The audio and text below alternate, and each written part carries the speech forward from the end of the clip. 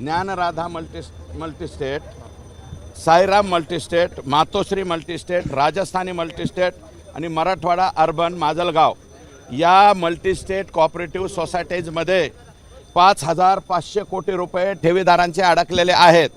हे सगळे मल्टीस्टेटचे मालक जे आहेत ते सध्या आता जेलमध्ये आहेत, परंतु मराठवाड्यातले 16 लाख ठेवीदार आहेत। बीड जिल्ह्यातले एकट्या 1,26,000 ठेवीदार आहेत।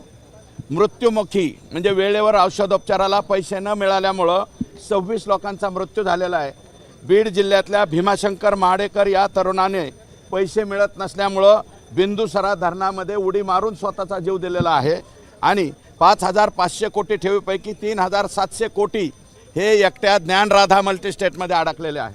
ज्ञानराधा मल्टीस्टेटच्या सुरेश कुटे नावाचा व्यक्ती त्याच्या पत्नीला 36 बॉडीगार्ड अशा पद्धतीने हे लोक काही दिवसापूर्वी फिरत होते।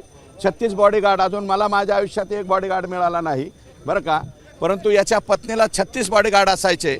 प्रचंड प्रमाणात संपत्तीचं वाटोळं या लोकांनी केलं आहे। म्हणून राज्याचे मुख्यमंत्री यांना विनंती केली, सचिन उबाळे म्हणून हा मुलगा आहे, यांनी चांगल्या प्रकारचं आंदोलन त्या ठिकाणी उभा केलं आहे, तर राज्य सरकारचं रजिस्ट्रेशन नाही, एवढ्या नावावरती थांबता येणार नाही।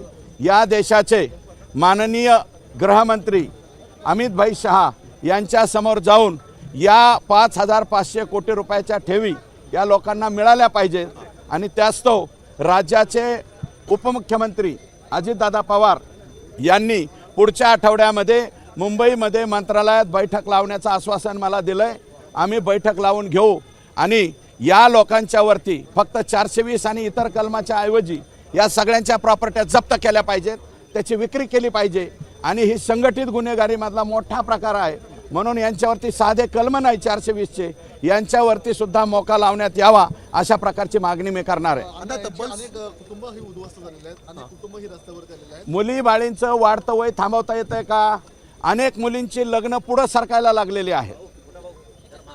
हां, 16 लाख ठेवीदार आहेत जवळपास आणि जर पाहिलं तर 5,500 कोटीपर्यंतची ठेवी आहेत। तर काय वाटतं एकंदरीत की इतका मोठा घोटाळा होत असताना ही लेखापरीक्षक असतील किंवा इतर ज्या संस्था त्याची देखरेख असते या मल्टीस्टेटवरती, त्यांनी दुर्लक्ष केलं का की तेही सामान्य? विशेषतः बीड जिल्ह्यातले DDR सगळे AR आणि मराठवाड्यातले DDR जिथं जिथं यांच्या शाखा खोललेल्या आहेत त्याच्यावरती सहकार विभागाने दुर्लक्ष केलंय, म्हणून 8ही जिल्ह्याचे DDR जिथं जिथं शाखा उघडल्या असतील ते AR आणि विशेषतः बीड जिल्ह्याचे DDR हे संघटित गुन्हेगारीमध्ये यांच्यावरती सुद्धा कारवाई व्हावी अशा प्रकारची मागणी मी या ठिकाणी मुख्यमंत्री महोदयांकडे करणार आहे। दुसरा मुद्दा, वाल्मिक कराड यांच्या संदर्भामध्ये पुन्हा एकदा नाना पटोले असतील किंवा अंबादास दानवे यांच्याकडून अटकेची मागणी केली जाते। काल मुख्यमंत्र्यांनी थेट इशारा दिलेला आहे, वाल्मिक कराड यांचा जर समावेश असेल तर त्यांना अटक होणार आहे। विधिमंडळाच्या प्रांगणामध्ये ही चर्चा सुरू आहे की वाल्मिक कराडांना नेमकी अटक कधी होणार, तुम्ही सत्यस्थिती जाणवणार, तुमचं काय म्हणणं आहे? हे पहा, या सदनाचे नेते आणि राज्याचे मुख्यमंत्री हे जे बोललेले आहेत त्याच्या पुढचं वाक्य मी वापरू शकत नाही। काल SITची स्थापनेची घोषणा झालेली आहे। काय आहे की SITची स्थापना करीत असताना सुद्धा गृह विभाग आहे, LNJD आहे, ते सगळी कायदेशीर प्रक्रिया पूर्ण करून आज दुपारपर्यंत त्या ठिकाणी ऑर्डर निघेल आणि ऑर्डर निघाल्याच्या नंतर जे आपण नाव घेतलेलं आहे, मी त्यांचं अजून नाव घेतलेलं नाही, परंतु फक्त आका म्हणलेलं आहे, विष्णू चाटे अँड गँगचा आका हे आका जे आहेत इन्व्हेस्टिगेशनमध्ये जर पुढे आले तर आका आपोआपच बिनभाड्याच्या खोलीमध्ये जातील। जितेंद्र आव्हाड बोलतात की धनंजय मुंडे यांचा वरद असतं, एक मिनिट थांब, जितेंद्र आव्हाड बोलतात धनंजय मुंडे यांचा वरद असता होता या प्रकरणामध्ये।